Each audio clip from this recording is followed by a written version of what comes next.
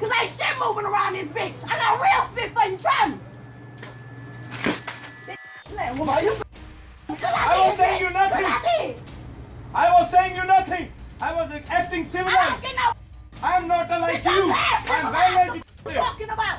Pass those civil out.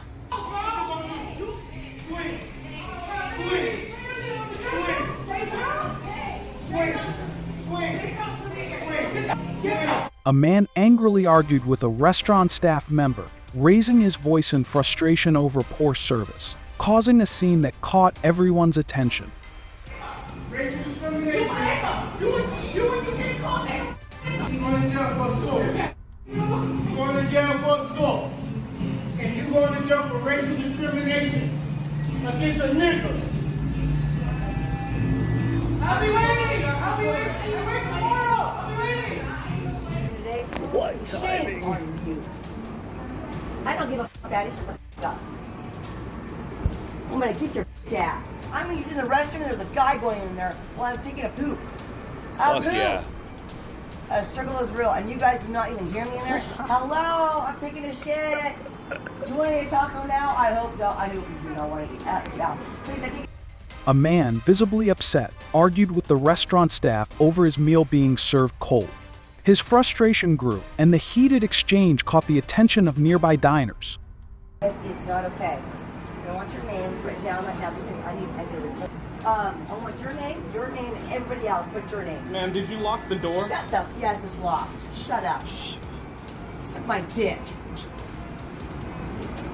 Take the shit off me, dude. Don't f***ing touch me, bro. You know what, bro? You know what? You're a Oh, yeah? Yeah, you are. Yeah. How old are you?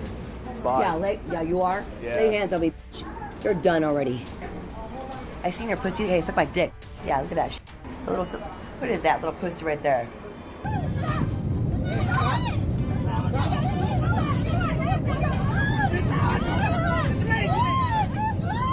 A man and a woman got into a heated argument on the plane, which quickly escalated into a physical altercation.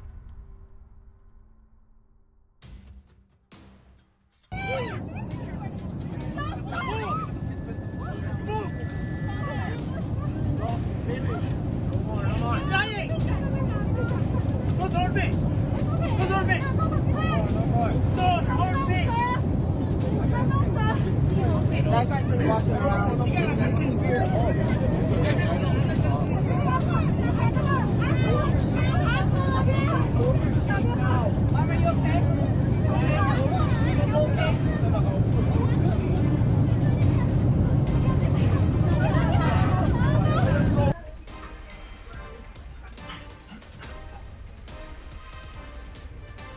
A woman became furious and started arguing with a restaurant employee, leading to a physical altercation as other customers tried to intervene and calm the situation.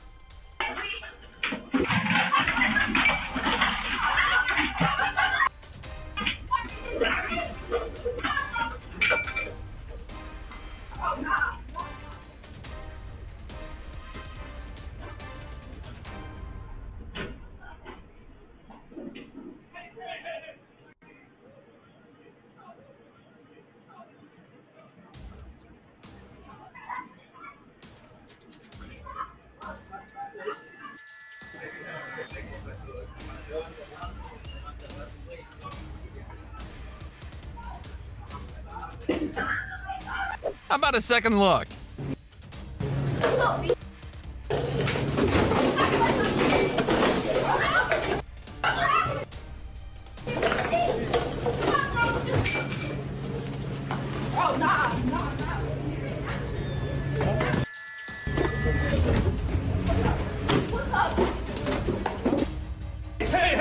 Hey! You gotta do nothing about it.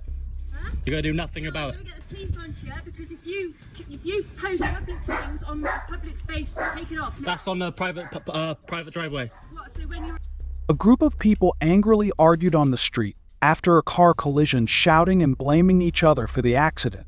As the tension escalated between them, Your house and going through your bloody mattresses. What's that got to do with anything? Well, you're obviously a drug, you're a fraudster, ain't ya? Just move the car, weirdo. Cough. Go off. I swear to God, mate. Do something about it. Who do you think you are? Do something about it. Shouldn't be on the driveway, simple as that. Why are you If like? you're filming in my private property, I will ring the police. Fuck off. Do something about it. You know, that's wrong text, man. What's that? Well, it shouldn't be in the driveway, simple as that. a group of people angrily argued in the supermarket, their voices growing louder as they disagreed over a misunderstanding. Shoppers and staff nearby watched as the situation became more heated. Let me pay for my shit. That's what we're trying to do. This guy in a beanie was trying to pick a fight with a Walmart employee. Luckily, no fight happened. Well, then give me my food then. That's what I'm trying to say, dog. We gotta figure it out. Figure it out, nigga, on your own time. Pay for it. Bitch, I'm finna pay for it. You take the bag. Nigga, bitch ass nigga. Bitch ass nigga. You ain't gonna take it. Nigga, I'm finna take for my shit, nigga. Take it. Nigga, smooth, bitch. You bitch ass hoe. You bitch ass nigga. You bitch ass. Bitch ass nigga. Pay for my shit. Hoe. A group of people in the restaurant kitchen erupted into a heated argument, voices raised as frustration boiled over. The disagreement over a mistake in the food orders led to angry accusations and tension among the staff, disrupting the kitchen's workflow. Give y'all coupons, all right? The manager at Taco Bell engaged in discriminatory behavior with a racist undertone towards both customer. Even her staff turned their backs on her. No, you're not coming in. I'm an immigrant, huh? You are. And if I am what? And if I am what? And if I am what? Are you gonna call ICE? You should be deported. Wait, so I should be deported, ma'am? Should you? I'm an immigrant. Are you gonna call ICE on me right now? You are. Are you calling ICE on me? Call immigration right now so I can get deported. Call them. Okay. Call them. No, you call them. Call immigration right now since you called me an immigrant. Call them. Trying to record me. Yeah. Record me. She called me an immigrant, right? She called me an immigrant, right? Yes, just say yes. Yes. She called me an immigrant, ma'am? Ma'am, did she call me an immigrant? Did she call me an immigrant? Yes, sir. No, I'm saying. Did she call me an immigrant? Illegal immigrant. All right, I got that on tape. To stop! I will not raise my hand to stop! I will not hit a staff member! I will not hit a staff member! I will not hit a staff member! Take your stuff and get your car, let's go. Well, you need to just leave town then. You've overstayed your welcome here now in Turtle Lake. I've overstayed my welcome in Turtle Lake. Just get your car, let's go. We're not going to play your game. Man, you need to put your weapon down. You need to put your weapon down, man. I'm not going to do nothing. Welcome to our channel. Today we're diving into a jaw-dropping story where Karen gets knocked out cold after power hit. This case shows just how devastating abuse of power can be. Always stay sharp and know your rights because you never know when a single encounter could change everything. Hit that subscribe button and join us for more thrilling revelations and essential insights. Let's get it on. The village of Turtle Lake, Wisconsin, with a population just over 1,000, became the center of attention in August 2022 when Travis Haynes, a traveler, urban explorer, and YouTuber, recorded an encounter with Chief Al Gabe of the Turtle Lake Police Department. Mr. Hines was relaxing in his car in a parking lot when Chief Gabe approached him. Hines began filming the interaction with his GoPro. Chief Gabe alleged that Hines might be violating Turtle Lake's loitering ordinance by remaining in the public parking area for an extended period. On here today. This is not for people to be hanging out here sleeping in their vehicles. You've been here all day. You've been here ever since I came to work this morning. So, you got some ID? 2004 Ford Focus with Travis Hines. What brings you to Turtle Lake from Washington? Oh, rainy out here, huh? A little bit. Take a while to turn on, huh? You don't need to get out, but Got some ID? It's uncomfortable sitting like this. Well, you're in here sleeping like that. Laying down. Okay. Bottom line, just get in your car and get out of Turtle Lake. According to Section 1124 of the Village Code, loitering includes sitting, standing, or wandering aimlessly in public spaces without an apparent purpose. However, the ordinance only applies after a lawful order to disperse has been issued by a law enforcement officer, requiring individuals to leave immediately if instructed. This suggests that while Hines' behavior might fit the definition of loitering, he wouldn't be in violation unless explicitly ordered to move by an officer. Loitering laws often face scrutiny for their vagueness. The Supreme Court has addressed this issue in cases such as Colander v.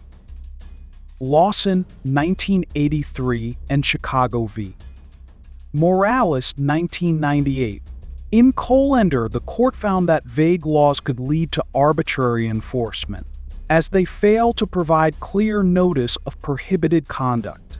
Similarly, in Chicago v. Morales, the court struck down a loitering ordinance targeting suspected gang members for being too vague and granting excess discretion to law enforcement.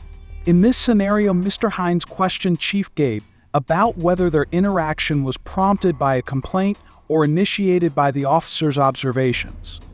Peace investigations can start from citizen reports or the officer's own observations, as established by the Supreme Court in Terry v. Yeah, I mean, I'll be making my way out, but... No, we're done. We're done here. If you don't want to cooperate, just get in your car and leave. All right, good job. So you're an elected position. We're not here to debate who I am. And were you called, or...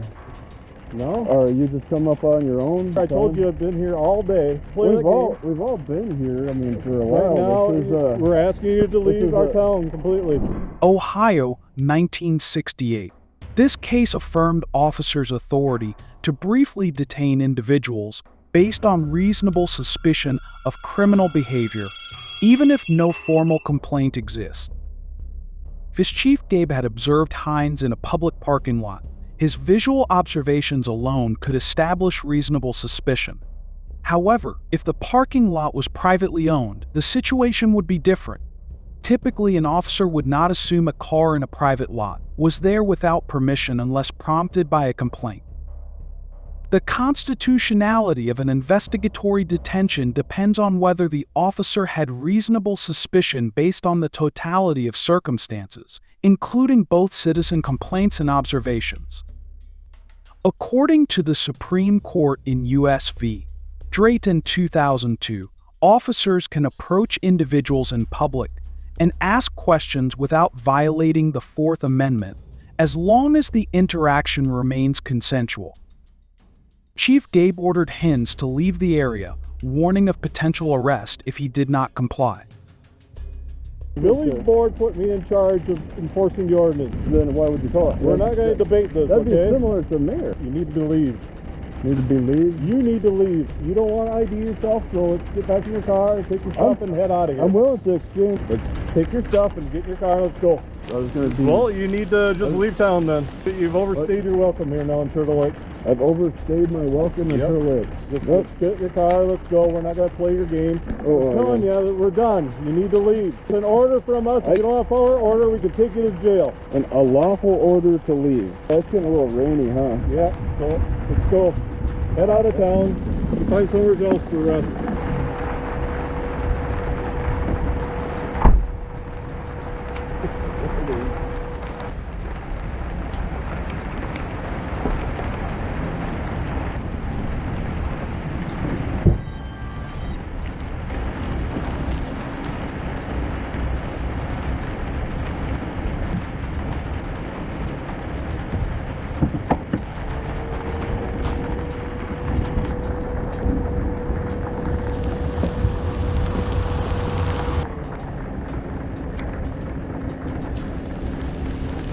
You can go any direction you would like to go. Well, maybe Walmart, I guess.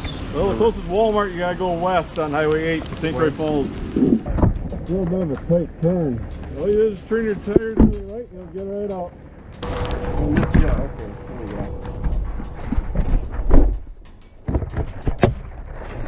There we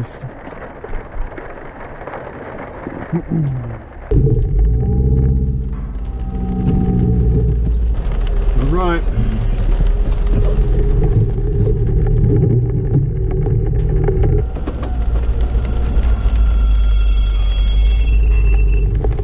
This raises questions about the constitutional right to travel, a principle rooted in legal history and upheld by various court decisions. For example, Williams v. Fears 1900 and Edwards v. California 1941 recognized the right to freely as a fundamental aspect of personal liberty. The Supreme Court in Sayans v. Roe 1999 emphasized that while the Constitution does not explicitly mention travel, the right to move freely between states is a deeply entrenched legal principle. Following the incident, there was significant public outcry. Mr. Freeman, a local commentator, encouraged viewers to contact the village government and covered the encounter on his station. In response, the village board trustees and village president Annie Koenig decided to suspend the loitering ordinance, review and revise other village ordinances to ensure their constitutionality, and hire an independent agency to investigate Chief Gabe's actions. On September 27, 2016, the incident began when the police arrived, and Shepard asked the officers to put away their weapons as he was unarmed and raised his hands to reassure them. He also requested the presence of a watch commander. Holster your weapon, man. Holster your weapon. What can I do for you? What do you mean holster my weapon? Well, you pulling your weapon, so I'm telling you holster your weapon because you got nothing to fear. My hands are clearly in. Okay, what are you doing? Does it appear that I'm doing something illegal? I don't know. Okay, so what? Step out for me. Other deputies end up in federal court. Please take your hands off of me. 122. Get your watch commanders out here. Please get your watch commander out here. The police officer has violated assault and battery. Assault and battery is a modern legal term that combines assault with a separate charge of battery. Assault refers to the wrongful act of causing someone to reasonably fear imminent harm. This means that the fear must be something a reasonable person would foresee as threatening to them. Battery refers to the actual wrongful act of physically harming someone. As the encounter continued, the police accused Shepard of being uncooperative, even though he calmly complied and repeatedly requested a watch commander. Tensions escalated when the police grabbed Shepard's wrist, and Shepard objected, insisting that he was not resisting. Nobody's in here. I'm asking. I'm not being uncooperative at all. You are being uncooperative. How am I being uncooperative? First of all, deputy, you pulled up here, you took a look-see, I rolled my windows down for you. Okay. My hands are clearly visible. Okay. I haven't moved. Okay. So could you please let go of my wrist? No, I'm not going to let go of your wrist. Fine. And I'm going to ask you again, could you please put your weapon up? No.